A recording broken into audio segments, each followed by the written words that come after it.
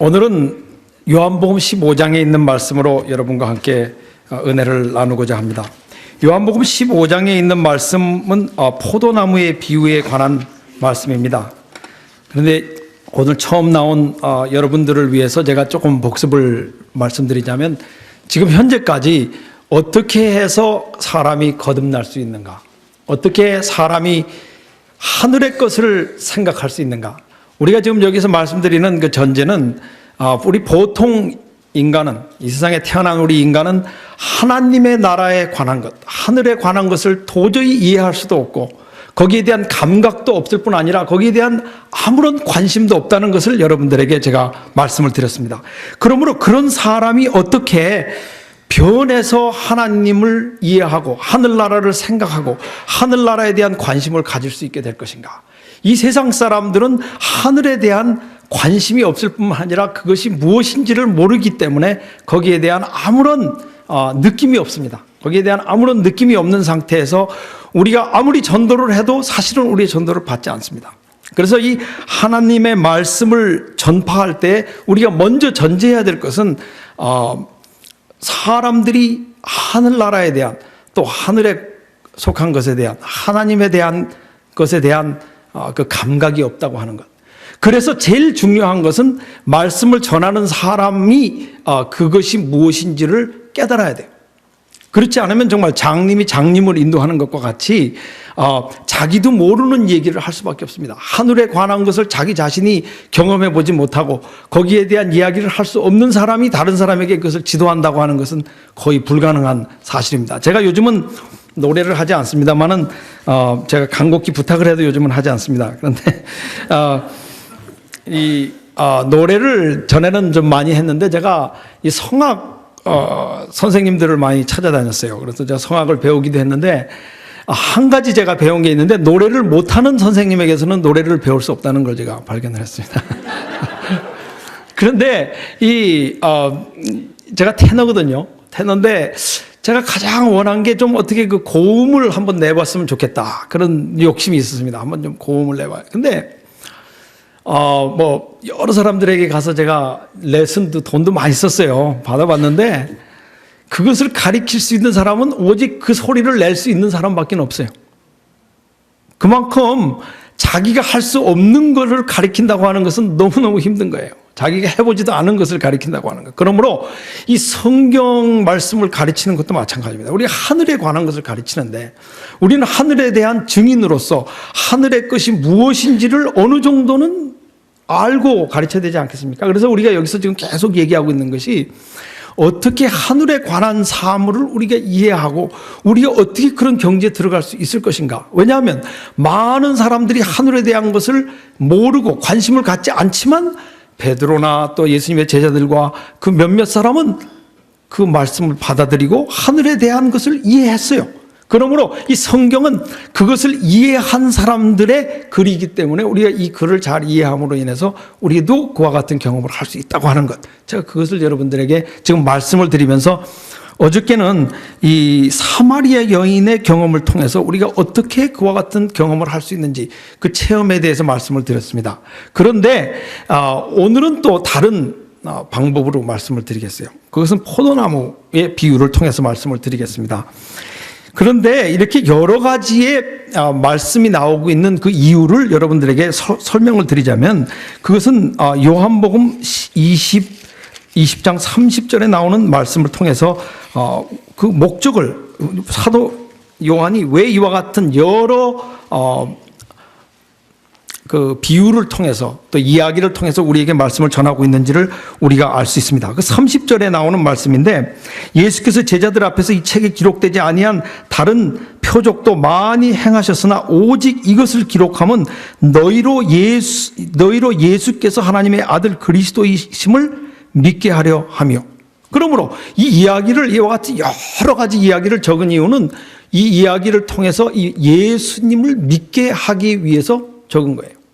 그런데 왜 여러 가지 이야기를 하느냐? 한 가지의 얘기를 통해서는 우리가 이해를 할 수 없습니다. 예수님을 찾는 것은 영원한 생명수를 받는 것과 같다. 그 다음에는 또 포도나무와 같다. 뭐 이런 여러 가지의 비유를 통해서 그 여러 가지 얘기를 하다 보면 조금 감이 올 수가 있습니다. 조금 감각이 올 수가 있어요. 그래서 우리가 여러 가지로 이 사도 요한이 지금 여기에 대한 이야기를 하고 계시는 것을 우리는 알 수 있습니다. 내가 참 포도나무요. 여기 15장 1절로 돌아왔습니다. 내가 참 포도나무요. 내 아버지는 그 농부라. 여기에서 이제 이야기가 시작되고 있습니다. 다시 어떻게 우리가 하늘에 대한 감각을 가질 수 있는가, 우리가 어떻게 예수님을 믿을 수 있는가 하는 것을 설명하면서 그 여기에 나온 아주 중요한 비유, 나는 참 포도나무요. 여기서 중요한 단어는 성경을 읽을 때 이 단어를 잘 주의해서 들어야 됩니다. 왜냐하면 성경은 신문 같은 글이 아니에요. 신문같이 그저 몇 페이지든지 막 적었다가 읽지도 않고 버리는 그런 글이 아니고 한 글자 한 글자의 의미가 있습니다. 그런데 여기서 여러분 어느 글자가 어느 단어가 참 중요한 단어일 것 같습니까? 내가 참 포도나무요. 네? 참. 그 맞았어요. 참 맞았어요. 그래서 이게 내가 참 포도나무요. 이 참이라고 하는 것, true. 참이라고 하는 것은 진짜란 말이에요. 그렇죠? 내가 진짜 포도나무요. 라고 하는 말로서 이제 이야기를 시작하는 것입니다. 그래서 이 참 포도나무라고 하는 이야기를 딱 들을 때, 여러분이 벌써 그 감각이 딱 잡혀야 돼요. 근데 우리가 성경을 잘 모르기 때문에 어떤 때는 그냥 신문 읽는 식으로 쭉 넘어갈 수가 있는데 그렇게 읽으면 안 됩니다. 성경은 우리가 잘 조심해서 읽어야 돼요. 참 포도나무라. 그런데 성경에 보면 포도나무는 무엇을 비유를 합니까? 여러분, 제가 좀 퀴즈를 드리겠어요. 포도나무는 누구를 비유합니까? 성경을 보면. 아니에요. 이사야 5장을 펴보세요. 이사야 5장을 펴서 보시면 포도나무는 이스라엘을 비유합니다.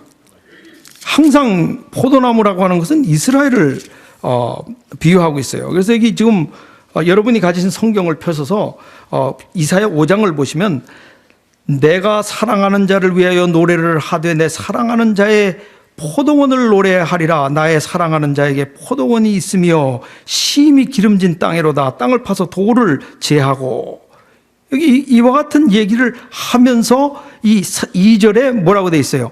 여기에 포도원 나무를 심었도다. 이렇게 돼 있어요. 그렇죠? 극상품. 아주 최고로 그렇죠? 상품.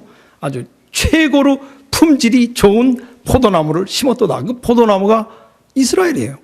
그러므로 여기 나온 이 5장에 나온 비유를 보시면은 하나님께서 그와 같은 극상품인 포도나무 이스라엘을 심으셨는데, 여기 이야기를 쭉 보면 이스라엘에서 돌 포도가 열렸다.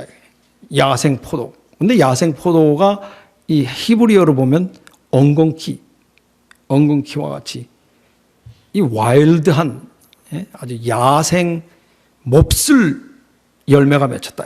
어떻게 그런 일이 있을 수 있는가 하는 것을 여기서 얘기하고 있는데, 내가 참 포도나무요 라고 하는 말을 통해서 예수님께서는 왜 이스라엘이 실패했는지를 여기 설명하고 계시는 거예요. 왜? 이스라엘이 포도나무가 아니고 이스라엘이 포도나무지만 이스라엘 뒤에 그 배면에는 참 포도나무가 있었다. 이스라엘 참 포도나무요. 내가 참 포도나무요. 그래서 이 참 포도나무와 또 그다음에 포도나무인 이스라엘이 연결이 안 돼 있었다는 그런 얘기를 여기 하고 있는 것입니다. 그래서 이 참 포도나무라고 하는 말은 굉장히 중요한 얘기, 굉장히 심각한 얘기. 우리가 여기서 이해해야 될 것은 왜 우리가 실패하는가, 왜 교회가 실패하는가, 왜 가정이 실패하는가, 왜 결혼이 실패하는가, 왜 사업이 실패하는가, 이런 모든 것을 다 총괄적으로 여기서 다루고 있다고 보셔도 이건 괜찮습니다. 나는 참 포도나무요. 이스라엘이 왜 망했다고 하는 것, 그것은 예수님이 참 포도나무인 줄을 몰랐다고 하는 사실을 여기서 예수님은 말씀하고 계시는 것입니다. 그러면 이 이야기는 이렇게 해볼 수 있습니다. 포도나무 대신에 아버지,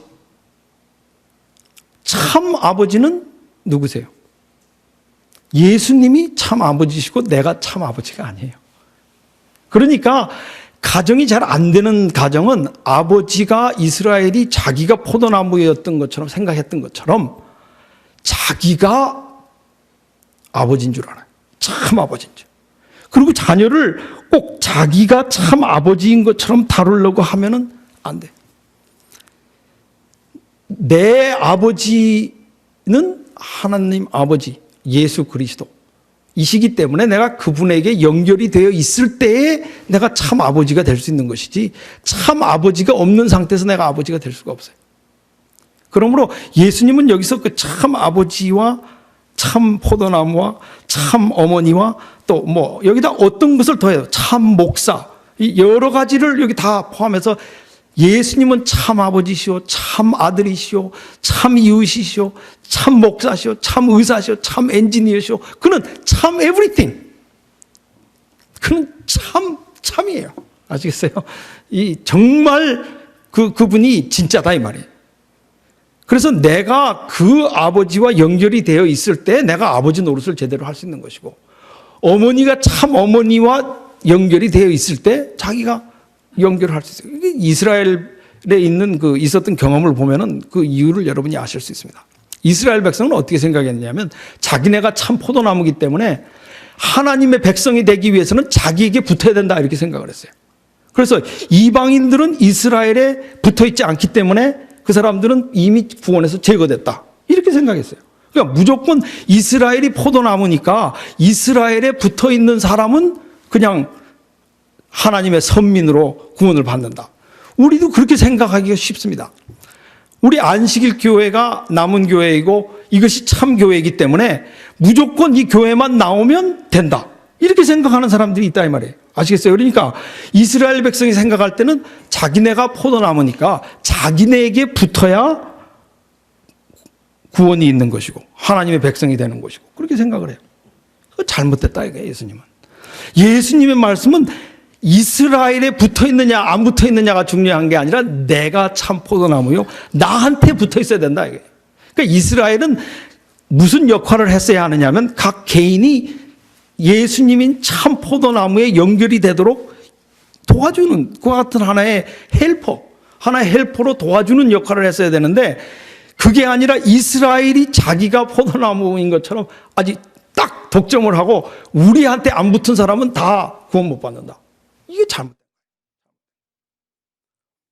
근데 가정에서도 그렇게 독단적인 생각을 하는 사람이 있어요. 예를 들어서 참 남편은 누구십니까? 참 남편은 예수 그리스도세요. 참 남편은 분명히 에베소서에 그랬죠. 예수 그리스도는 남편이시오. 그런데 남편이라는 사람이 한번 저도 여자 얘기는 안 하겠어요. 신부 얘기는 안 하겠는데 제가 남자니까 제 자신의 생각을 해볼 때 자기가 남편이니까 아내는 무조건 자기에게 복종을 해야 된다. 이렇게 생각하는 남자들이 있어요. 그래서 여자를 괴롭히고 이스라엘이 그 다른 사람을 멸시하고 그랬던 거와 마찬가지로 자기가 참 남편이니까 자기는 마음대로 할 수 있는 거라고 생각해요. 또 아버지의 역할도 그렇습니다. 제가 이것은 제 못난 시절을 돌아가서 제가 생각해 보면 저도 참 그런 세월이 있었습니다. 그런데 제가 어디서 목회할 때 한 분이 저한테 와서 좀 자기 아들하고 좀 상담을 해달래요. 그래서 왜 상담을 하라 그러나 그래서 제가 갔더니 자기 아들이 지금 여러 학교가 됐는데 뭐 어디 동부에 이름 없는 근데 이름 들어보니까 달트머스 괜찮은 학교예요. 달트머스 좋은 학교예요. 제가 볼 때. 근데 이 아버지는 달트머스라는 학교 이름을 들어본 적이 없어요. 한 번도 달트머스. 이 아이는 달트머스를 가겠다는 거예요. 좋은 학교예요. 달트머스. 근데 한 학교는 UC 벌클리가 됐어요. 근데 벌클리를 가라 이게 벌클리. 그래서 목사님 보고 와서 상담을 하는데 얘를 좀 벌클리를 가게 해 주십시오. 그래서 제가 들어보니까 달트머스도 괜찮단 말이에요. 그래서 달트머스도 좋아. 무조건 벌클리. 무조건 벌클리. 그런 아버지 밑에서 참 이 아이가 막 얼마나 고통을 받는지 몰라요. 아버지는 자기가 아버지 역할을 하는 게 중요한 게 아니고 그 아이로 말미암아 자기 아들이나 딸로 인해서 예수 그리스도 참 아버지인 그분과 함께 연결이 되도록 도와주는 거예요. 우리가 어떻게 걔네들이 뭐 하는 줄 알고 컨트롤을 합니까? 그렇죠? 요새는 이 셀폰, 그렇죠? 이 휴대전화가 있어서 괜히 뭐 이런 거 뭐 인터넷 이런 걸 통해서 뭐 연결이 잘 되니까 연결이 되는 줄 알고 있지만은 이런 거로 연결해 가지고서는 성공 못 합니다. 성공 못 해요. 그래서 제가 여러분들에게 말씀드리는 것은 여기서 제일 먼저 왜 이스라엘이 실패했는가? 왜 교회가 되지 않는가? 왜 가정이 운영되지 않는가? 그것은 교회 자체가 포도나무인 줄 알고 가정 자체가 다인 줄 알고 있던 이런 생각 속에서 교육을 시키고 교회를 운영하고 그러니까 이스라엘 같이 안 되는 거예요. 근데 이 요한복음을 쓴 시기는 지금 거의 주후 100년입니다. 주후 70년에 이스라엘이 멸망을 했어요. 예루살렘이 멸망을 했습니다. 그렇기 때문에 여기서 요한은 아주 중요한 질문을 던지고 있습니다. 내가 참 포도나무예요. 내가 참 포도나무예요. 이스라엘이 왜 망했느냐? 이 사실을 몰랐다 이게. 예수님이 참 포도나무인 그걸 몰랐다 이것이. 그래서 여기 보면은 내 아버지는 그 농부라. 이것도 중요한 말씀입니다. 내 아버지는 농부라. 이 농부 얘기를 보면 이 마가복음 12장 1절부터 2절에 나오는 말씀을 잠깐 보시기 바랍니다. 이 농부 얘기는 이스라엘에서 아주 중요한 사실은 이야기인데 농부가 누구냐면 장로들입니다. 여러분 장로님 되신 분들 잘 들어보시기 바랍니다. 이게 중요한 얘기예요. 내 아버지는 농부라. 12장 1절부터 보시면 제가 이 이야기를 그냥 여러분이 다 아시는 이야기니까 이 비유에 대해서 설명을 해드리겠는데 예수님께서 비유로 저에게 말씀하시되 한 사람이 포도원을 만들고 산울로 두르고 즙자는 구유자리를 파고 망대를 짓고 농부들에게, 이 농부 나오지 않습니까? 농부라는 것은 이스라엘의 지도자들이에요. 그렇죠? 농부들에게 이 포도원을 어떻게 했어요? 이 포도원을 새로 주고 그 다음에 타국으로 갔더니 이렇게 돼 있어요. 그래서 이스라엘 백성들의 지도자들을 농부라 그랬어요. 그래서 교회 지도자들이 다 농부입니다. 그래서 이 교회의 이 목사님은 물론 농부의 왕초죠. 그렇죠? 가장 훌륭한 농부. 그 다음에 그 농부 밑에서 일하는 부하들이 있어요. 그렇죠? 죄송합니다만. 하여튼 그러니까 농부가 이게 두목이고, 그 다음에 목사님이 두목이고, 그 다음에 이제 부하들이. 근데 제가 왜 이런 용어를 쓰냐면, 이 마가복음 12장에 나오는 이야기를 보시면 그렇게 돼 있어요. 이 농부들이 완전히 행패를 합니다. 완전히 행패. 나중에 포도를 받으러 그 주인이 왔더니 그 주인이 보낸 종을 죽이고 그다음에 그 아들을 죽이고 그 포도원을 뺏으려고 했다 이 말이에요. 마치 포도원을 자기네 건 줄 알고 운영을 했다. 근데 이것도 문제예요. 여기 그래서 예수님께서 뭐라고 말씀하시냐면 내 아버지가 그 농부라 그랬어요. 내 아버지가. 그러니까 이 농부들이 여기 지금 이 이야기는 예수님께서 겟세마네로 가고 계시는 그 시점에서 지금 하시는 얘기거든요. 이 진짜 포도나무인 예수님을 이제 잘라버리려고 하는 사람들이 이스라엘의 농부들이에요. 지금 십자가에 못 박아서 죽이려고 이런 나쁜 농부들이 어디 있어요. 그렇죠? 왜 이 사람들이 이런 못된 농부들이 되었느냐? 포도원이 자기 포도원인 줄 안 그와 같은 몰상식한 정말 이거는 이게 아주 나쁜 말로 해서 이건 정말 깡패 집단이에요. 그렇죠? 깡패 집단이에요. 왜 깡패 집단이 되었느냐? 교회에서 무엇을 제거한다든지 컨트롤을 한다든지 하는 것은 아버지께서 하시는 거예요. 아시겠어요? 사람이 하는 게 아니라 이것은 아버지가 하시는 거예요. 그러니까 목사든지 장로든지 교수든지 상관이 없어요. 우리는 그냥 하나님을 소개하는 입장. 아시겠어요? 하나님, 예수님을 소개하는 입장, 인트로듀스 하는 입장, 다른 사람으로 하여금 예수님과 접목되도록 도와주는 그와 같은 상태. 그래서 처음에 나오는 이 이야기가 굉장히 중요합니다. 내가 참 포도나무요, 아버지는 농부시니. 요것만 기억하시면 교회가 절대로 실패하지 않습니다. 여러분이 아무리 해도 되질 않습니다. 그래서 이 이야기에 왜 이스라엘이 실패했는가, 그 이유를 여기 5절에 이 4절 하단부터 나오는데 그 이야기는 아주 굉장히 간단합니다. 그것은 뭐냐 하면, 포도나무에 붙어 있지 아니하면 절로 실과를 맺을 수 없는 것 같이 너희도 내 안에 있지 아니하면 그러하리라. 절대로 안 된다는 거예요. 제가 여기서 말씀드리는 그 요지는 전체적인 흐름이 그것입니다. 예수 그리스도가 아니면 안 된다, 이게. 안 된다. 이건 안 돼요. 그러니까 예수 그리스도에게 접목되도록 도와줘야 돼요. 도와줘야 됩니다. 그래서 오늘 여기서 지금 다루고 있는 이 문제는 어떻게 이 연결이 이루어지느냐, 이겁니다. 왜 연결이 이루어지지 않고 있느냐, 어떻게 해서 이 나무가 붙을 수 있느냐, 어떻게 참 포도나무에 붙을 수 있느냐. 여러분 알고 싶지 않으세요? 왜냐하면 여러분이 성공하시기 위해서는 참 포도나무에 붙어야 되거든요. 우리 마운튼 뷰 교회가 성공하기 위해서는 붙어야 돼요, 예수님에게. 이스라엘 같이 붙지 않고 자기네가 포도나무인 줄 알고 자기에게 사람을 붙이려고 그러다가는 이게 안 돼요. 어떤 사람들은 이 이스라엘의 교훈을 못 배우고 있는 사람들이 있습니다. 안 돼요. 이스라엘이 정말 노력했습니다. 손 닦고 바리새인들이 다 했는데도 안 돼요. 성전 짓고 다 안 돼요. 뭘 해도 안 돼요. 뭘 해도 안 됩니다. 여러분 가정에서 싸우고 안식일 날 올 때 막 시끌목닥 그렇게 와도 안 돼요. 또 그렇게 안 와도 또 안 되고 다 안 돼요. 어쨌든 이유를 막론하고 안 됩니다.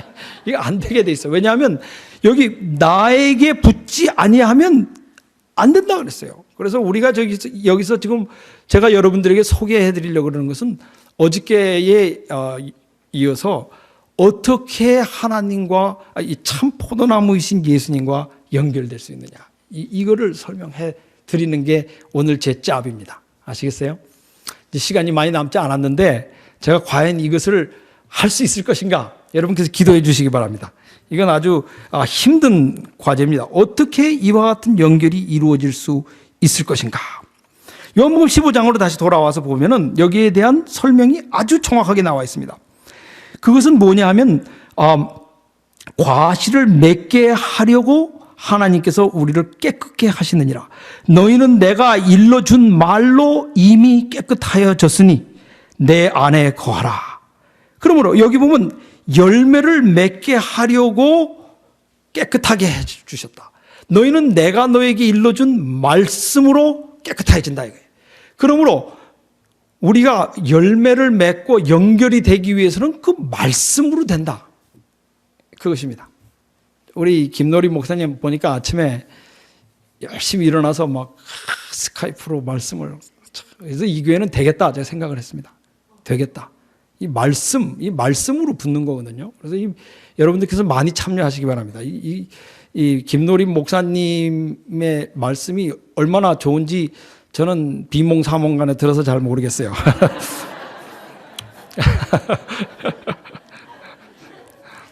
근데 제가 이 김 목사님을 그래도 교육을 시킨 교수가 아니겠습니까? 그러니까 분명히 잘할 겁니다. 제 생각에는 잘하세요, 김 목사님. 그런데 누가 하든지 상관없습니다. 이 말씀을 통해서 연결이 된다, 이렇게 돼 있어요. 말씀을 통해서. 근데 이건 너무 십수번도 들은 이야기이기 때문에 무슨 일인지 잘 이렇게 감이 안 오죠. 말씀을 통해서 열매를 맺힌다, 그거예요. 제가 오늘 여러분들이 말씀드리는 그 메인 포인트는 연결이 되는 방법은 예수님께서 해주신 말씀을 통해서 된다. simple, right? 근데 이 말씀을 통해서 된다고 하는 이야기를 예수님께서 아주 아름답게 비유를 들어서 말씀하신 곳이 계신데 그것이 바로 마가복음 4장입니다. 여러분께서 마가복음 4장으로 와보시면 이 이야기의 뜻을 좀 더 정확하게 이해하실 수 있습니다. 마가복음 4장입니다. 마가복음 4장에 나온 말씀에 여러분들이 이미 여러 번 들으셔서 잘 아시리라 익숙한 말씀일 것이라고 저는 생각합니다. 4장에 나온 말씀을 제가 다 지금 시간상 말씀을 읽어드릴 수는 없고 14절부터 보겠는데 이 이야기에 따르면 씨 뿌리는 자가 나가서 씨를 뿌렸다 그랬어요. 여러분 다 퀴즈를 드릴 테니까 한번 맞춰보시고요. 첫 번째 씨앗은 어디 떨어졌습니까? 길가에 떨어졌어요. 두 번째는 돌짝밭에 떨어졌어요. 세 번째는 가시덤불, 가시나무들 있는 가시밭에 떨어졌어요. 그 다음에 네 번째는 옥토에 떨어졌어요. 그런데 어느 씨앗이 열매를 맺혔습니까? 옥토에 떨어진. 그래서 여기 14절부터 이 제자들이 이것을 이해를 못하니까 뭐라고 얘기하냐면 예수님이 14절부터입니다. 뿌리는 자는 말씀을 뿌리는 것이요. 여기 말씀이란 단어가 나와요. 그러므로 이 말씀을 통해서 열매를 맺힌다. 그런데 이 비유가 아름다운 것은 제가 이 비유를 들어서 말씀드리는 것은 요한복음과 이 이야기는 같은 얘기입니다. 말씀이 열매를 맺는 그러니까 뭐 포도나무가 붙어서 열매를 맺는 같은 얘기예요. 같은 얘기인데 이 이야기 속에서 예수님은 왜 열매를 맺히지 못하느냐 하는 이유를 파헤쳐서 설명을 하고 있는 것입니다. 첫째로 이 이유가 뭐냐면 길가에 떨어진 말씀. 길가에 떨어지는 말씀은 여기 떨어지자마자 새가 와서 주워간다고 그랬어요. 이건 안 돼요. 그런 사람들이 있습니다. 아무리 말씀을 전해도 안 받아들이는 사람이 있어요. 예수님 당시에 그 말이 길에 떨어진 사람이 누굽니까? 그 말씀이 길바닥에 떨어진 사람이 누구예요? 제1인자가 누굽니까? 예? 바리새인들이에요. 바리새인적인 율법주의 신앙을 갖고 있는 사람은 그건 길과 같습니다. 길과 같아요. 떨어져 봐야 율법주의에 딱 걸리면 안 되게 돼 있어요. 근데 두 번째는 이방인들이 안 받았어요. 이 세상에 그냥 땅에 속한 사람들, 아예 감각이 없는 사람들이 있어요. 그런 사람들은 얘기하면 막 화를 냅니다. 화를 내. 그런 사람들은 딱 얘기하면 안 통해. 근데 두 번째부터가 이게 뭐 그런 사람들은 뭐 하도 많으니까 얘기할 필요도 없습니다. 제가 여러분들에게 그런 얘기를 드릴 필요, 여기 나오신 분들은 그래도 어느 정도 길에 구멍이 나 있을 거라고 저는 생각을 하고 완전히 길바닥은 아닐 거라고 제가 믿고 그 파트는 그냥 스킵하겠습니다. 왜냐하면 뭐 그런 분이 여기 몇 분이나 계시겠어요. 그렇지 않은 분은 빨리 회개하시기 바랍니다. 그런데 이 두 번째 말씀에 대해서 이게 말씀하시면서 그 들을 때에는 즉시 기쁨으로 받으나 그 속에 뿌리가 없어. 잠깐 견디다가 말씀으로 인하여 환난이나 핍박이 일어나는 때에는 곧 넘어지는 자요. 그랬어요. 여기 보면 깊이가 없다 이랬어요. 깊이가 없다. 이게 굉장히 중요한 얘기입니다. 이 예수님의 말씀을 들으면 제가 어저께도 말씀을 드렸듯이 조금 감이 옵니다. 제가 여기서 이렇게 말씀을 드려도 좀 접촉이 나도 됐으면 좋겠다 하는 이런 생각, 그렇죠? 이 어떤 이런 감이 조금 옵니다. 그런데 어떤 사람들이 이 두 번째 사람들이냐면 피상적인 사람들, 이 superficial한 사람들, 피상적인 사람들은 감을 좀 받기는 받는데 조금 분주해지거나 조금 어려운 일이 있으면 딱 마음을 바꿔요. 그런 사람들이 이 신앙을 받아들일 때 이게 안 된다 이거예요. 왜 안 되느냐? 그런데 여기 중요한 것은 이 뿌리가 박히지를 않는다 하는 이야기는 결국 뭐냐면 성공의 여지는 이 흙, 그렇죠? 땅이죠. 흙과 씨앗이 어떻게 접촉돼서 연결이 되느냐. 그게 중요한 거예요. 아시겠어요? 그러니까 포도나무 비유도 마찬가지입니다. 이 가지가 어떻게 붙어서 접촉이 돼서 연결이 되느냐. 거기 성공의 여부가 있는 거예요. 이게 피상적으로 붙은 가지는 안 돼요. 제가 사는 동네에 우리 장로님이 한 분 계신데 저희 집 앞에다가 아주 먹골배 나무를 쫙 이렇게 심어주셨어요. 그런데 그 나무를 뭐 이렇게 제가 나무에 대해서 너무 아는 게 없습니다. 너무 아는 게 없는데 한 번 이렇게 치다가 나무를 이렇게 꺾었어요. 이렇게 치다가 이렇게 좀 꺾었어요. 그래가지고 그거를 이렇게 쫙 이쁘게 붙여가지고 이렇게 테이프로 감아줬어요. 왜냐하면 이렇게 좀 그렇게 해주면 접목이 될 줄 알고 안 돼요. 피상적으로 붙어있다 다 말라 죽는걸요.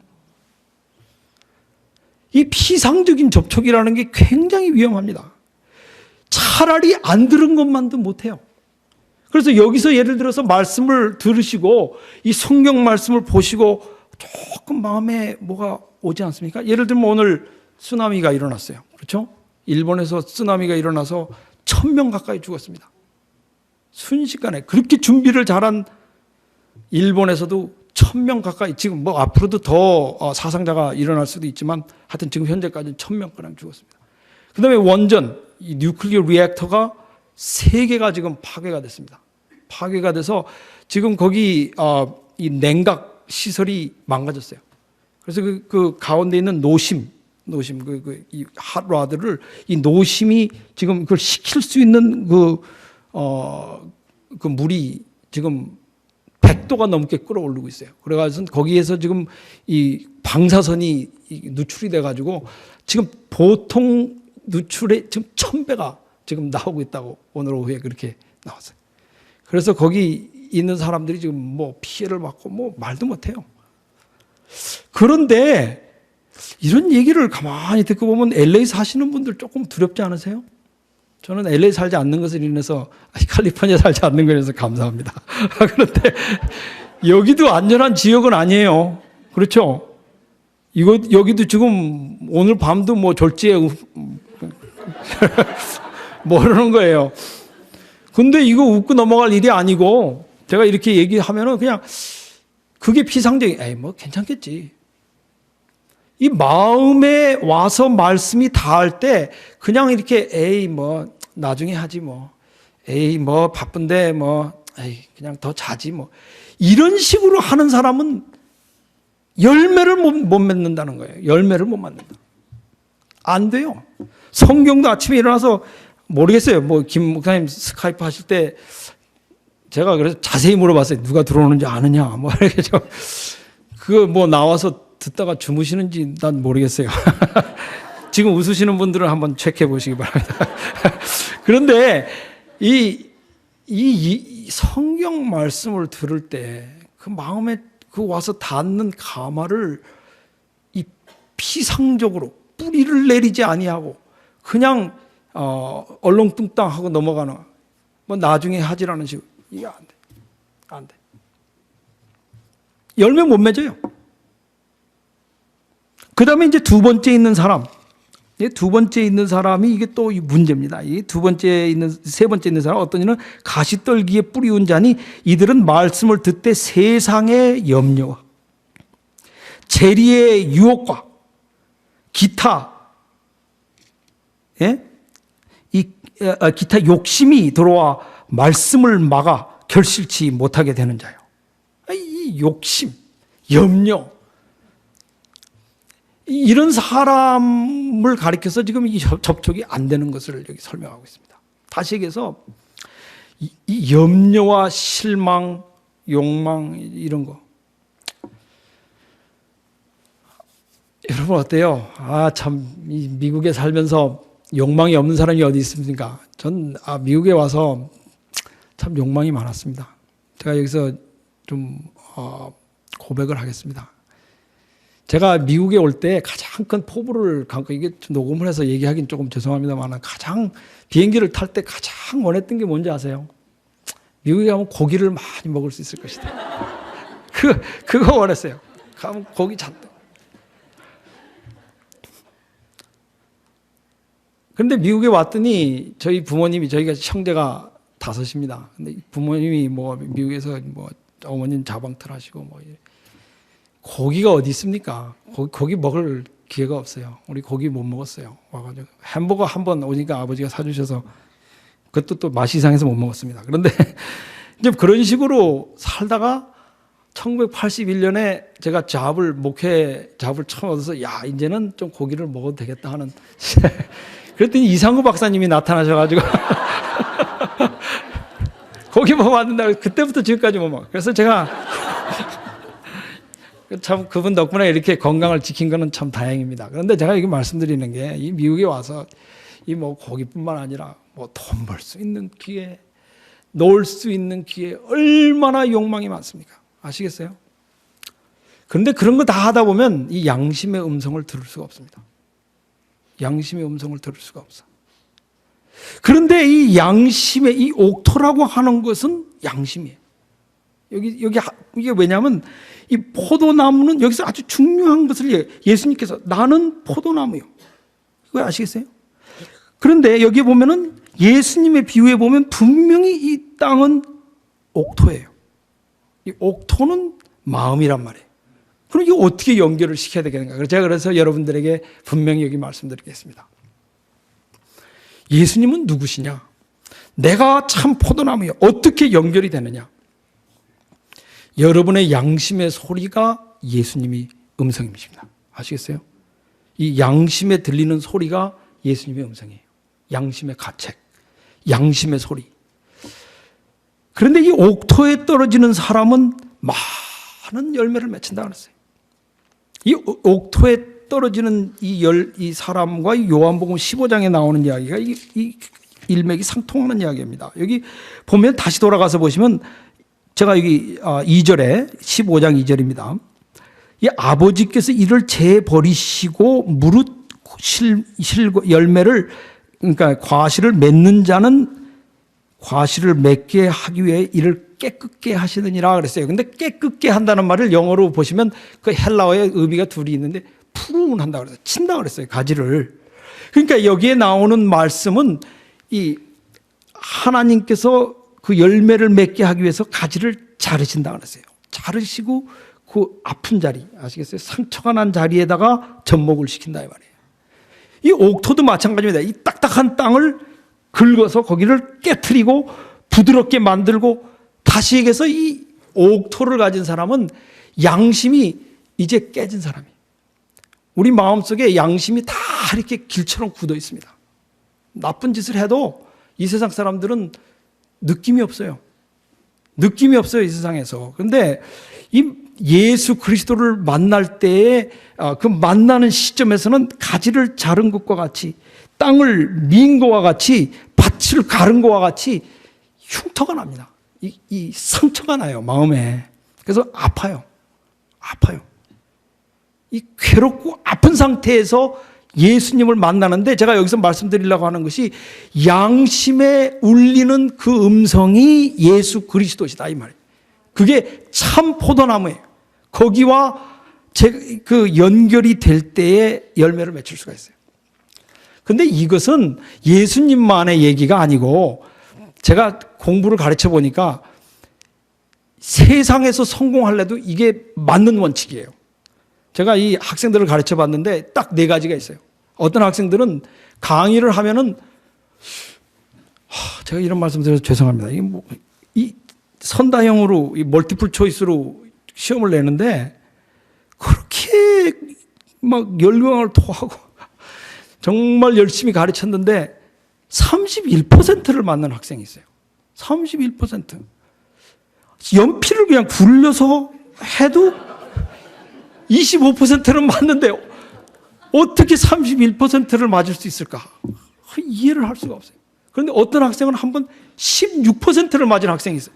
이거는 그냥 D자만 쫙 적고 나갔어도 25%가 나왔을 텐데 어떻게 16%를 맞았는지 제가 그래서 한 번은 그랬어요. 만약에 0%를 맞으면 나 A를 주겠다 그랬어요. 왜냐하면 0% 맞는 건 굉장히 어려워요. 그건 답을 정확하게 알아야지 0%라고. 그래서 이 학생들 중에 그렇게 말을 해도 이 말귀가 안 통하는 학생들이 있어요. 그런 학생들은 아예 제가 쳐다보질 않고 강의를 합니다. 그런데 이 두 번째하고 세 번째 학생들이 있는데 그게 뭐냐면 이 글 써서 내는 거 보면 아주 피상적이에요. 대강 그냥 뭐 점수만 얻을 정도로 툭툭 적어가서는 툭 내고 그냥 그게 이제 보통 C 학생들이에요. 나중에 나가서 돈 많이 버는 학생들 아시겠죠? C 학점 받는 사람이 참 피상적으로 전 참 염려 많이 합니다. 이런 학생들이. 근데 이 어떤 학생들은 정말 그 얘기할 때 다 이렇게 하나 틀린 것만 해도 가슴이 아파서 와서 그걸 묻는 학생들이 있어요. 선생님 이거 왜 틀렸느냐고 물어. 그래서 그 가르쳐 주면은 펜을 딱 빼가지고 딱 노트를 내요. 그리고 강의할 때도 이렇게 딱 손 들고 물어보고 딱 강의하고 자기가 자기를 고치고 가슴 아파하고 틀릴 때 가슴 아파하고 그런 학생들이 나중에 보면 훌륭한 학생이 돼요. 비즈니스도 마찬가지예요. 비즈니스도 뭐 엉터리로 뭐 하나 만들어서 턱 내놓은 이런 사람들 성공 못합니다. 금방 망해요. 실리콘밸리에서 그렇게 해보세요. 물건을 내놓고 그다음에 그것을 보고 그게 안 되면 또 가슴 아파하고 그걸 고치고 그런 사람이 성공을 하지 이 세상에서 누가 아무거나 하나 얼렁뚱땅 만들어서 뭐 피상적으로 내놓고 그냥 뭐 나가서 골프 치고 그렇게 해서 되는 사람 없어요.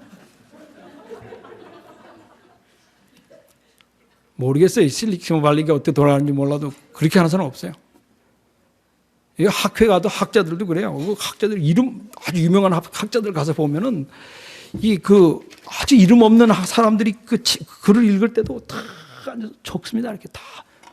감명스러워요. 그 사람들 딱 적고 자기 발표한 다음에 누가 이렇게 질문을 하면은 땡큐 그리고 딱 적고 I didn't realize that 딱 이렇게 적고 그런 사람이 되지. 어떤 사람들은 아주 뭐 자격지심에 딱 걸려가서는 well, I don't know 막 이러기를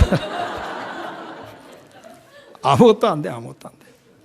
세상에서도 그런데 하늘나라 가는 건 어떻겠어요? 이 성경 말씀을 듣고 감화를 받고 가가지고 그냥 오늘 바빠 안 돼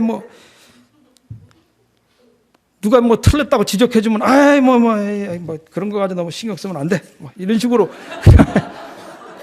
발전이 없어요. 발전이. 그래서 예수님께서 여기 얘기하시는 게 뭐냐면 이 옥토에 떨어진 사람 어쩌다가 어떤 사람은 참 가슴 아파하는 사람들이 있어요. 가슴 아파하는 사람들. 여기 돌아가서 요한복음 15장으로 다시 돌아가겠습니다. 이 요한복음 15장에 보면은 15장 4절입니다. 오늘은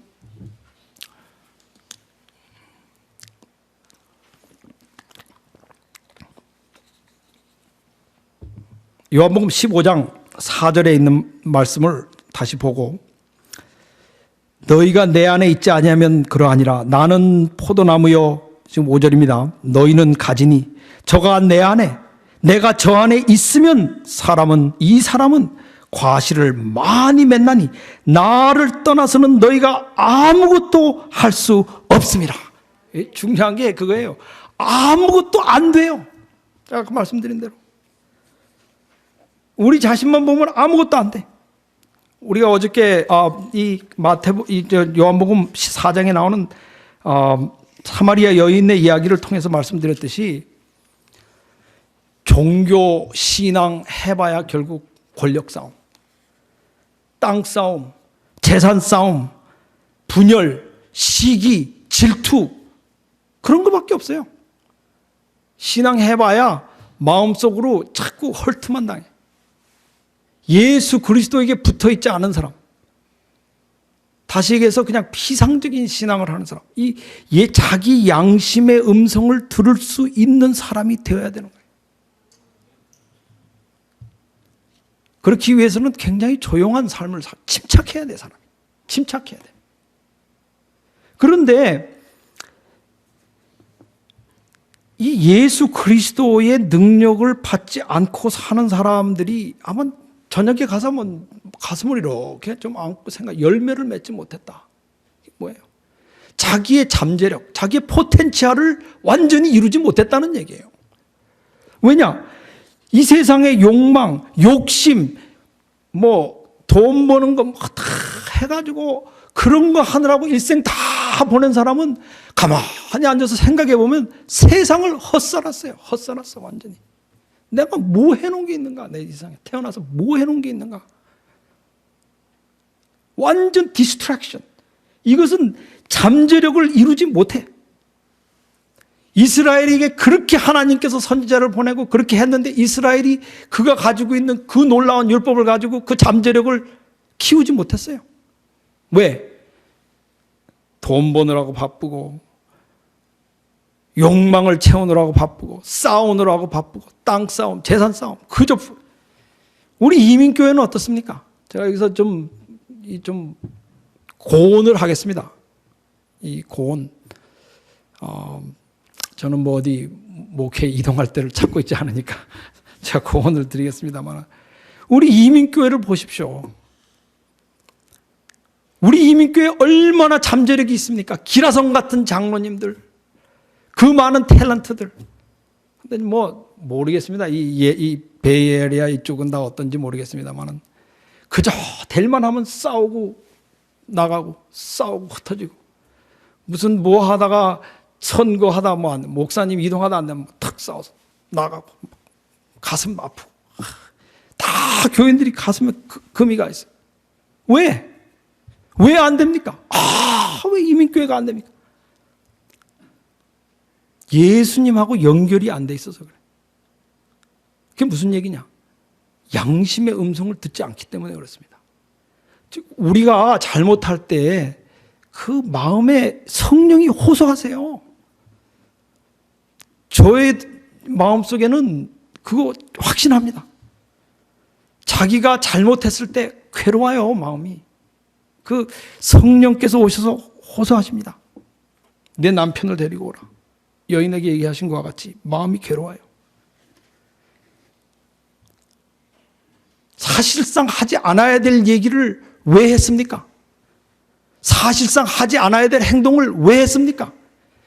그 마음속에 조용히 말씀하시는 그 성령의 호소, 그것과 연결이 안 된 상태에서 그냥 살았기 때문에 그냥 막 행동하고 막 살아가지고 결국 나중에 다 살고 나서 생각해 보면 자기의 잠재력을, 자기의 포텐ци얼을 완전히 이루지 못한 것입니다, 결국. 그래서 여기에 나오는 이야기는 나를 떠나서는 아무것도 할 수 없고 내 안에 거하면, 내 안에 거하면, 근데 이 거하지 아니하면 가지처럼 밖에 버리기 6절입니다. 밖에 버리고 말라지나니. 힘 말라지나니. 마른다. 여러분 포도나무 마른 거 보셨습니까? 여러분 한번?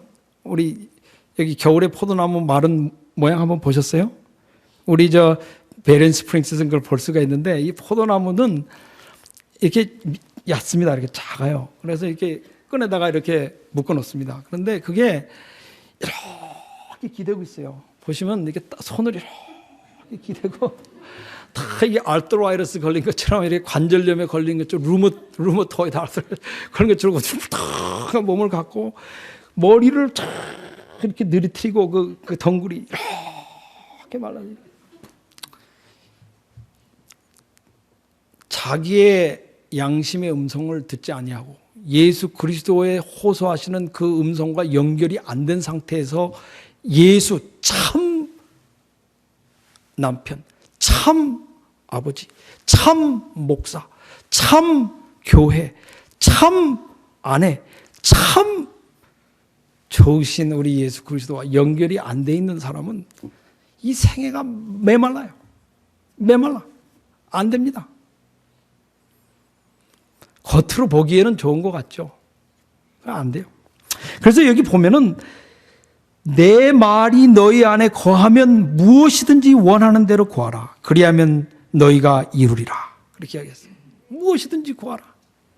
이 이야기는 무슨 얘기입니까? 일단 연결이 된 상태에서는 우리가 무엇을 구할지를 안다는 얘기예요. 그래서 제가 어저께 말씀드린 것을 다시 강조하겠는데 구하라. 구하라. 무엇을 추구하라. 그 가지가 포도나무에서 진을 빨듯이 구하라. 구하라. 그 떼약볕에 목마른 여인이 물을 찾는 것과 같이 구하라 이거예요. 구하라. 제가 어저께 말씀드린 대로 우리가 하나님께 손을 내미는 것, 그 이상 할 수 없다. 그런데 이 포도나무 비유에서 이 아름다운 거는 이 구한다고 하는 것을 여기 포도나무를 설명하고 이 말이 나오기 때문에 이게 의미심장한 얘기예요. 저는 이 나무를 보기를 좋아합니다. 이게 뭐냐면 미시간엔 볼 게 아무것도 없어요. 나무밖에 없는데. 근데 겨울이 되면 다 낙엽이 떨어져요. 다 떨어지는데 이 나무 가지들이 이렇게 쫙 올라가 있습니다. 그런데 이 온통 눈에 이렇게 온 지면이 덮이면은 이 땅을 볼 수가 없어요. 이 미시간은 다 하얀 눈밖에 없어요. 정말 참 너무 무서운 곳이에요. 북극과 같이 이렇게 하얀 눈이 있는데 이 땅색이라고는 이 나무밖에 안 보여요. 나무가 마치 땅이 일어선 것처럼 쫙 이렇게 돼 있어요. 그런데 이 뿌리는 이 물이나 이런 것은 밑으로 이렇게 퍼지지 않습니까? 이렇게 밑으로 이렇게. 그런데 이 나무 가지는 이 하늘로 이렇게 뻗쳐요. 손을 이렇게 핀 것처럼 쫙 이렇게 퍼져요. 저는 그걸 보면 꼭 기도하는 모습 같아. 나무가 나를 살려주십시오. 쫙 이렇게 손을. 그래서 제가 여기서 구한다고 하는 것을 이 포도나무의 그 덩굴이 올라가는 것을 비유해서 여기 말씀하신다고 생각하는데 이 뻗치는 거예요. 구한다고 하는 건 뻗치는 거예요. 뿌리가 뻗치듯이 가지가 뻗치듯이 이 마음을 이 예수 그리스도를 향해서 뻗치는 거예요. 뻗치는 거예요. 이 나무 가지가 쫙 하늘을 향해서 이 중력을 무시하고 뻗치는 것과 같이 뻗치는 거예요. 그래서 이 너희가 구하면 하나님께서 들어주신다. 들어주신다. 그래서 여러분 오늘 가셔서 집에 가셔서 예수 그리스도에게 여러분의 손을 뻗치시기 바랍니다. 아시겠어요? 저는 뭐 여러분들을 제가 두렵게 하기 위해서 이런 얘기를 하는 건 아닙니다. 그러나 요즘 이 조짐이 안 좋습니다. 사실은 지금 미국이 경제 회복의 문턱에 겨우 올라서려고 하고 있습니다. 지금 그렇죠? 경제 회복이 탈까말까 그러다 지금 거의 되려고 하는 찰나인데 지금 리비아에서 이런 사태가 벌어졌죠. 그래서 휘발유 값이 지금 4불이 넘습니다. 그렇죠? 이런 상태에서 경제 회복이 안 돼요. 근데 일본에서 또 이때 마침 지진이 또 일어났어요. 모르겠습니다. 이 캘리포니아는 어떤지 모르겠는데 우리 미시간은 정말 경제 사정이 안 좋습니다. 이 미시간 데트로이트는 지금 실업률이 거의 20%예요. 근데 그거는 지금 직업을 찾지 않는 사람에 한해서 17%라 그러는데 직업을 찾다가 포기한 사람들까지 합치면 좀 30% 정도가 지금 실업자예요. 미시간 좀 무섭습니다. 무서워요. 범죄율은 올라가죠. 지금 막 경찰들도 다. 이런 상태에서 이렇게 됐을 때 여러분 그 마음 속에 조금 이상한 예감이 들지 않으세요? 지금 앞에 무슨 일이 있을 것인가 하는 좀 이상한 예감이 들지 않으세요? 이거 무시하지 마세요. 무시하지 마시기 바랍니다. 그런데 무시하지 말라고 하는 이야기는 아까 그 비유 4가지를 돌아가서 이 마음이 이제 아프고 양심의 음성이 들리는 상태에서 4가지 반응이 나올 수 있다고 하는 거예요. 하나는 그냥 무시해버리는 것. 그렇죠? 무시해버리는 것. 에이, I am strong. I don't need God. 이런 식으로 할 수 있어요. 하나님 필요 없다. 넘버 2. 그냥 피상적으로 대강 하고 넘어가는 것. 구렁이 담 넘어가듯이 넘어가는 그냥 그렇게 할 수 있어요. 3번째는 그저 욕망 이런 거를 따라가다가 실망과 디프레션에 빠질 수가 있어요. 이 마음속에 있는 나는 안 돼. 나는 안 돼. 그런데 이 세 번째 방향을 제가 여러분들에게 말씀드리는 것인데, 그것이 결국은 참 포도나무를 향해서 뻗치는 방향으로 나가면 산다 이거예요. 아시겠어요? 이게 욕망으로 흐른다든지 실망으로 흐른다든지 디프레션으로 흐른다든지 그러면 안 돼. 그런데 많은 사람들이 이 죄책감이 마음속에 올 때 이 방향을 잘못 잡습니다. 잘못 잡아가지고 이 죄책감을 이거 무마하기 위해서 어떤 사람은 그래요. 저 한국에 나갔더니 친구를 하나 만났는데 그냥 만나자 그래서 만났어요. 술을 뭐 얼마나 잘 마시는지 먹고 또 술을 왜 이렇게 먹냐 그랬더니, 야 임마 내가 어떻게 술을 안 먹고 이 세상을 살겠냐. 그래요. 술을 안 먹고 어떻게 살아. 넌 어떻게 사냐 하다고 그래. 그래서 난 예수 그리스도의 힘으로 산다 그랬어요. 그런데 이 세상 사람들이 이 죄책감이라는 게 다 죄책감이 있어요, 사실. 거기에 대한 반응이 여러 가지인데, 제가 오늘 여러분들에게 강조하고 싶은 것이 뭐냐면, 그것을 실망으로, 욕망으로, 피상적인 방법으로, 또 무시하는 방법으로 가시지 마시고, 그렇게 가시면 아무것도 안 돼. 아무것도 안 돼. 그것을 가지고 참 포도나무인 예수님께 손을 뻗치면 이 예수 그리스도께서 여러분의 손을 붙드실 것입니다. 아시겠어요? 왜냐하면 그 어저께 말씀드린 이야기 속에서 20마일이나 되는 거리를 걸어오신 예수님. 그렇죠. 거기서 우물가에 앉아서 목이 타는 상태에서 그 여인에게 물을 달라. 그 얼마나 그 영혼을 원하시는 그 목마른 가운데서 달라. 여러분, 예수님께서 물을 달라. 제가 어저께 말씀드리지 않았어요? 그 영혼을 달라는 얘기예요. 어떤 때는 목사님들이 그 예수님 이야기는 다 우리가 이해하지 않습니까? 목사님이 뭐 새신자를 하나 이제 인도하기 위해서 우리 집에 놀러 오세요. 그러면 진짜 놀러 오라는 얘기예요, 그게? 와서 정말 놀자는 얘기예요? 아니에요. 그건 함정이죠. 그렇죠? 놀러 오십시오 하는 것은 침례 받으십시오. 그 얘기예요. 그렇죠? 와서 침례 받고 교회 나오세요. 그 얘기를 그렇게 하나. 예수님도 물을 달라. 이게 물을 달라. 그게 아니에요. 얘기가 그게 그렇게 통하니까 물을 달라 그러는 거지. 그 이야기는 내가 너를 원한다 이거예요. 아시겠어요? I want you. 아시겠어요? 내가 너를 원한다. 그러니까 여러분은 이 마음이 괴로운 상태에서 이 죄책감이 마음의 양심의 괴로움이 올 때에 하늘로 나무와 같이 포도나무의 덩굴과 같이 손을 쫙 펴뜨리며 뻗치면 예수님은 덥석 그 손을 잡으신다. 그 얘기예요. 그게 여기 나온 이야기가 너희가 구하는 모든 것을 너에게 주시겠다 이랬어요. 그러므로 이 열매는 무엇이냐? 이 열매에 대해서 제가 다 설명을 드릴 수는 없습니다만 시간이 많이 가서 여기 처음에 나오는 것이 뭐냐면 내가 이 열매에 대한 이야기를 이렇게 나옵니다. 아버지께서 나를 사랑하신 것 같이 나도 너희를 사랑하였으니. 처음에 그 연결이 됐을 때 마음속에 생기는 그 아름다운 열매는 사랑이에요. 사랑.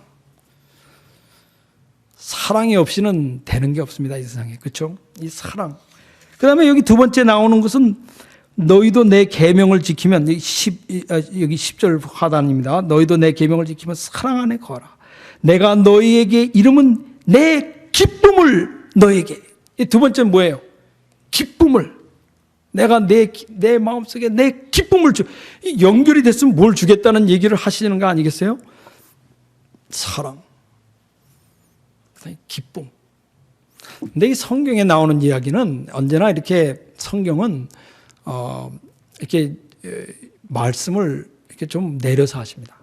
우리 한국 사람은 이 말을 좀 이렇게 과장해서 하는 버릇이 있어요. 그렇죠? 그래서 뭐 예를 들면 배고파 죽겠다 이렇게 얘기해요. 우리 배고파 죽겠다. 뭐 죽지도 조금 배고픈데도 배고파 죽겠다. 그래요. 그래서 성경은 배가 고프시면 예수님께서는 어떻게 얘기하실 것 같아요? 배가 고프다. 그렇게 얘기 안 해요. 여기 떡을 가져온 사람이 있느냐? 그냥 이렇게 얘기를 하십니다. 그렇기 때문에 이 이야기를 강도를 좀 높일 필요가 있어요. 그래서 여기 이 기쁨, 이게 한국말로 번역을 제대로 하면 기뻐서 죽을 지경이다 이 말이에요. 아시겠어요? 기뻐서 죽을 지경이다. 이 사랑이 너무 와서 그냥 정말 미치고 그런 얘기예요. 아시겠어요? 거기 설교 다니니까 제가 다 속된 말을 사용할 수는 없지만 이 아주 강도를 좀 높일 필요가 있어요. 이 인텐시티. 여기서 얘기하는 것은 인텐시티를 얘기하고 있어요. 우리가 사는 이 세상의 삶이 이 피상적이에요. 제가 얼마 전에 한 2년 전에 우리 학교 동창들이 한번 리유니언을 하자 그래서 제가 크루즈를 간 적이 있어요. 동창회 갔는데 크루즈를 갔는데 가보니까 자신이 생겼어요. 전 자신이 생겼어요. 그래서 제가 더 힘을 얻었는데 이게 뭐냐면 만약에 이 세상이 주는 뭐 돈 벌고 뭐 다 보니까 뭐 돈 벌고 다 리타이어 한 사람들이 많이 왔더라고요. 뭐 돈 벌고 다 해서 이 세상에서 얻을 수 있는 기쁨이 그 정도라면은 나는 이 성경 가지고 덤벼서 이길 수 있을 자신이 생겼어요. 왜냐하면 이 예수 그리스도를 이해함으로 제가 여러분들과 함께 나누는 이 성경 이야기 이게 아무것도 아닌 것 같아도 이것을 천천히 읽으면서 깊이 있게 심도 있게 이것을 읽으면서 예수님의 뻗친 손과 내 마음의 양심의 음성이 접촉이 될 때 그 속에 생기는 그 인텐시티 아시겠어요? 그 기쁨의 농도는 너무나 이 세상과 비교할 데가 없는 것입니다. 비교할 데가 없어요. 이 맛을 보시라 이게. 그래서 여기 보면 기쁨. 그다음에 너희에게 이 기쁨을 충만하게 하느니라. 이 충만한 기쁨. 그래서 오늘 마치면서 여러분들에게 몇 가지 이제 다 결론적으로 말씀을 드리겠는데 제일 먼저 우리는 이 양심의 가책은 하나님의 음성이다. 여러분 그걸 이해하시기 바랍니다. 이 하나님이 우리와 접촉하시는 방법은 우리의 양심을 통해서 하세요. 그래서 이 마음속에 들리는 하나님의 음성을 우리가 들어야 돼요. 우리가 들어야 됩니다. 저는 이 음성 잘 안 듣다가 얼마나 혼나는지 몰라요. 어떤 때는 사람이 가면 실수하기 전에 딱 하나님께서 얘기하세요. 그거 하지 말아라. 딱 얘기. 그런데 어떤 때는 이렇게 교인들하고 얘기할 때도 그건 안 했으면 참 좋을 뻔했다 하는 얘기는 하기 전에 벌써 양심의 음성이 조금 옵니다. 하지 말아라 하는 음성이 와요. 이 여러분께서 하나님께서 말씀하시는 음성은 소토보체 아시겠어요? 이건 아주 조용한 음성으로 하나님은 절대로 소리를 지르지 않으십니다. 우리 한국 사람들은 소리를 지르죠. 그렇죠? 우리 한국 사람들 소리 지르는 걸 참 좋아합니다. 그래서 이 드라마 같은 데 보면 빨리 해! 막 끝에 가서 막 왜! 막 이런 그 소리까지 하는 하나님은 왜! 이러질 않으세요. 그런 음성이 없어요. 하나님은 항상 아니다. 그 정도 이상은 아니다. 이건 아니다. 그 음성 들으셔야 돼요. 두 번째는 이 죄책감이 지금 어디로 지금 이어지고 있나를 우리가 유의해야 됩니다.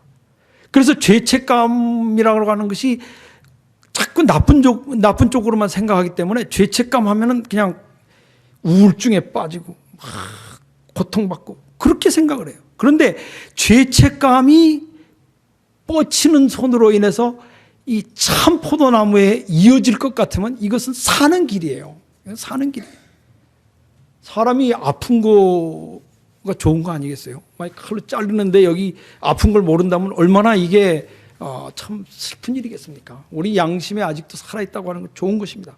근데 세 번째는 피상적인 것을 피해야 됩니다. 우리가 이 성경 말씀을 읽을 때나 제가 그래서 성경 읽는 것에 대해서 그래요. 이 통독하신다고 이거를 그냥 막 이해를 못하는데도 막 절절절절 읽고 닫고 그렇게 하지 마세요. 그건 안 읽으면 못합니다. 그거는 그렇게 읽으면 안 돼. 성경을 물론 여러분께서 한 장을 이렇게 쭉 보실 수는 있습니다만은 일단 보신 다음에는 그 어떤 한 절을 깊이 연구하셔야 돼요. 그래서 이 마음속에 이 깊은 뿌리를 박는 연습을 하셔야지 이렇게 피상적인 신앙을 가지고 있으면 우리가 성공할 수 없습니다. 그 다음에 여기 아까 그 나온 말씀 중에 이 염려. 이 염려는 이 세상에 속했다고 하는 징표입니다. 이 염려. 그러므로 우리 생애에 우리 염려를 없애야 되는데 저도 잘 안 돼요. 제가 여러분들에게 솔직히 말씀드리겠는데 이 염려가 참 많습니다. 우리가 이 세상을 살면서 염려가 많은데 요새는 특별히 갑자기 어려운 일들이 발생을 하기 때문에 염려를 많이 합니다. 지금 이번에 앤드루스에서도 우리 신학생 하나가 얘기를 여러분 모르겠어요. 들으셨는지 모르겠는데 그 Spiritual Formation이라고 하는 클래스를 하고 있는데 산책을 했어요. 산책을 하는데 왜 그렇게 했는지는 저도 모르겠어요. 제한테 강의도 2번이나 듣고 참 좋은 학생이었는데 이렇게 그냥 그 옆에 호수가 있었는데 그 얼음 위로 이렇게 걷고 있는데 그 얼음이 깨지면서 그 물속에 빠졌어요. 빠져가지고 그 아주 물 추위는 워낙 추운 데다가 발이 땅에 닿질 않아가지고 걸쳐서 거기 25분 동안 살려달라 그러는데 아무도 오질 않아가지고 참 하나님 정말 좋은 하나님이에요. 거기서 어떤 사람이 그 음성을 들었어요.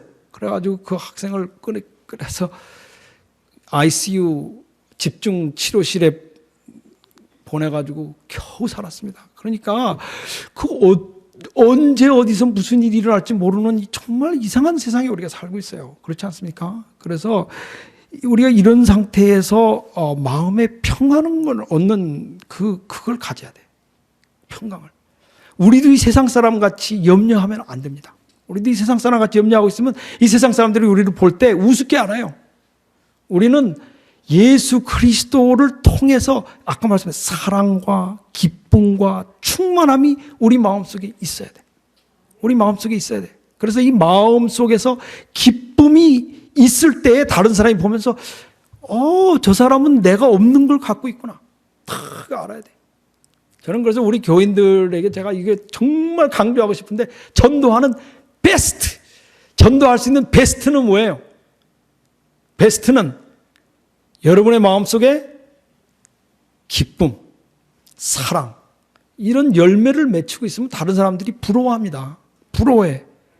그래서 이 염려는 이 땅에 속했다고 하는 것을 우리에게 보여주고 있습니다. 그래서 오늘 여러분들에게 말씀드리는 것은 이 예수 그리스도의 음성이 바로 이 양심의 가책이라고 하는 것.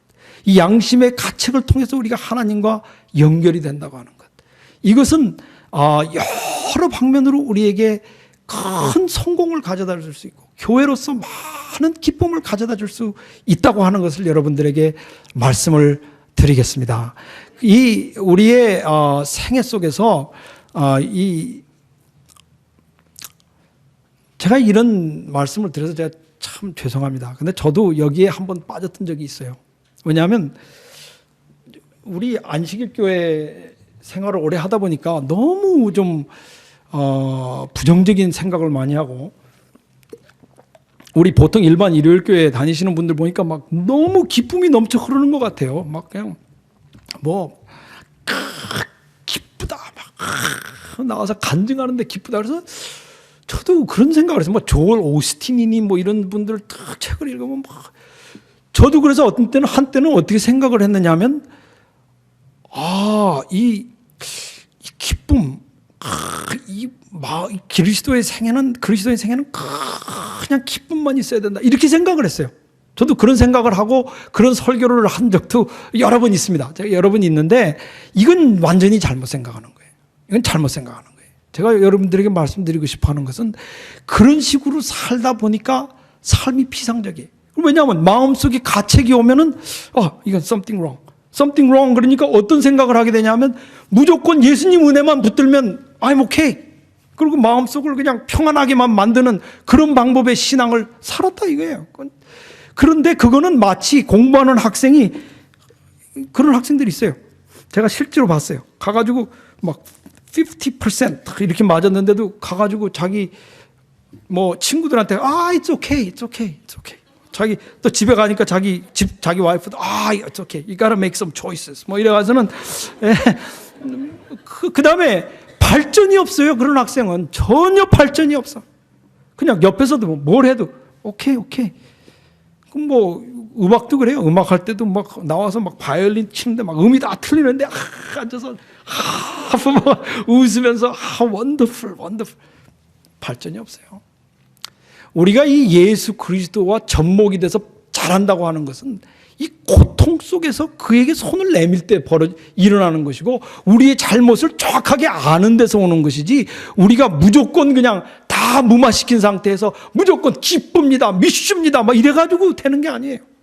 그러므로 제가 여러분들에게 강조하고 싶은 것은 뭐냐면, 우리가 전에 믿었던 것이 틀리지 않습니다. 사실은 틀리지 않아요.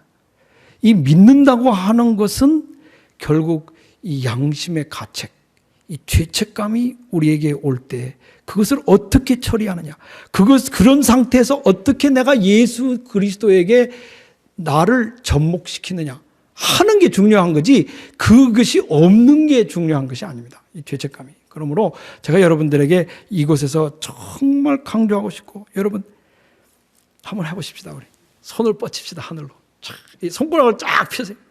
쫙 눈을 감으십시오. 쫙 뻗치. 자, 그 느낌, 지금 그 느낌으로 예수 그리스도에게 손을 뻗치시기 바랍니다. 그러면 예수 그리스도께서 여러분의 마음속에 충만한 기쁨으로 꽉 채워주실 것을 확신하면서 이 말씀을 마치겠습니다.